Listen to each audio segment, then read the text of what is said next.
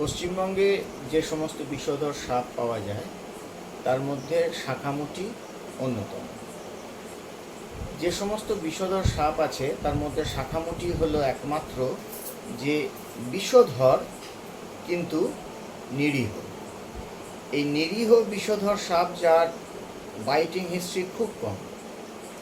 শাঁখামুটি বা শঙ্খিনী একটা রাঢ়বঙ্গের সর্পদেবী হিসেবে কোনো কোনো জায়গায় শঙ্খিনী দেবীর পুজো হয়, শঙ্খিনী মাতা পুজো হিসাবে সেখানে হয়। এই শাঁখামুটি বা ব্যান্ডেড ক্রেট দেখতে খুবই সুন্দর, ফণাবিহীন, হলুদ এবং কালো ডোরাকাটা, এবং এর দৈর্ঘ্য প্রায় 7 ফুটের কাছাকাছি হয়। কখনো এর চেয়েও বেশি হয়তো ব্যতিক্রমী দেখতে পাওয়া যায়, তবে সাধারণত 5 থেকে 7 ফুটের মধ্যে প্রায়ই দেখা যায়। বর্তমানে এই শাঁখামুটি সাপের সংখ্যা খুবই কমে গেছে। তার কারণ হচ্ছে এখনো পর্যন্ত মানুষ সাপ দেখলেই মেরে ফেলে। তো শাঁখামুটি বা রাজসাপ বা শঙ্খিনী এরা হলো মানুষের একটা পরম বন্ধু, যে চন্দ্রবোরা বা রাসেলস ভাইপার এবং ক্রেট অর্থাৎ কালাচ সাপকে ধ্বংস করার একটা জৈব উপায়। এর প্রধান খাদ্য তালিকাই হচ্ছে সাপ। এ সমস্ত ধরনের সাপকেই খায়। যেহেতু এরা নিশাচর, তাই যে সমস্ত নিশাচর সাপ আছে অর্থাৎ কমন ক্রেট বা কালাচ, চন্দ্রবোরা বা রাসেলস ভাইপার, এই সমস্ত, বা কখনো কখনো দেখা গেছে কেউটে বা গোখরো সাপকেও শাঁখামুটি সাপ খেয়ে ফেলে। শাঁখামুটি সাপের সংখ্যা যদি আমরা ঠিকমতোভাবে বৃদ্ধি করতে পারি তাহলে এই সমস্ত সাপ, বিষধর সাপ যাদের দ্বারা আমাদের দংশনের ঘটনা খুব বেশি ঘটে থাকে, সেই সাপগুলি নিয়ন্ত্রণে থাকবে। শাঁখামুটি সাপ যেটা তারা ডিম পাড়ে এবং তারা লেজের দিকটা একটু ভোঁতা মতন, এটা খুব সুন্দর একটি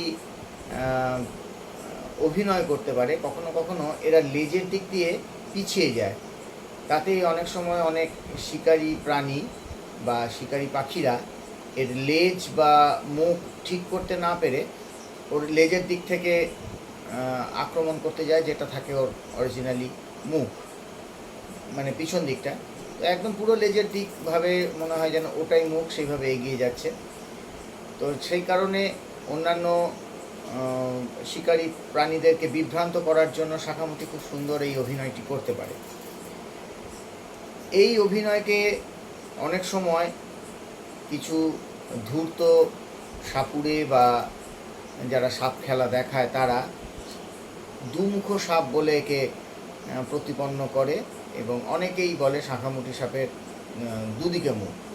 এটা সাপুড়েদের ইয়েতে কখনোই সম্ভব নয়, কোনো সাপের দুটো মুখ হতে পারে না। তো আরেকটি কথা যেটা শাঁখামুটি নিয়ে বলার, সেটা হচ্ছে শাঁখামুটি সাপ এতটাই নিরীহ যে এমনও ঘটনা ঘটেছে, দেখা গেছে ভিড়ের মধ্যে পদপৃষ্ট হয়ে শাঁখামুটি সাপ মারা গেছে, কিন্তু কাউকে দংশন করেনি। এরা সময় বিশেষে খুবই ক্ষিপ্র হয়ে ওঠে, তবে সাধারণত খুব ধীর গতি এবং আস্তে আস্তে চলাফেরা করে। এরা একটু জলা জায়গা বেশি পছন্দ করে, স্যাঁতস্যাঁতে জলা পুকুরের ধার, পুকুর পাড়ের গর্তে এরা বসবাস করে। পুরোপুরি নিশাচর, এবং এদের খাদ্য তালিকার মধ্যে প্রধানত সাপ, এছাড়াও ব্যাঙ, ইঁদুর, এই সমস্ত এরা খায়।